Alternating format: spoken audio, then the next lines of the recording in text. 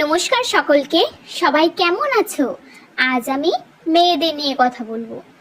মেয়েরা বিয়ের আগে যতই পড়াশোনা করুক, যতই ডিগ্রি হচ্ছে নিক না কেন, কিন্তু প্রায় বেশিরভাগ মেয়েদেরই আসল শিক্ষাটা শুরু হয় কিন্তু শ্বশুর বাড়ি গিয়ে, তাই তো?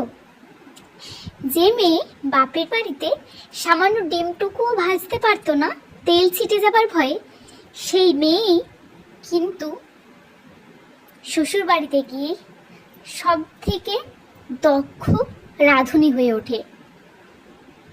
তাই সে প্রত্যেককে সময় মতন খাবার দিতে পারে, বাচ্চা থেকে, স্বামী থেকে, শ্বশুর শাশুড়ি থেকে, পরিবারের সকলকে সে সবার পছন্দ অনুযায়ী খাবার রান্না করে দিতে পারে।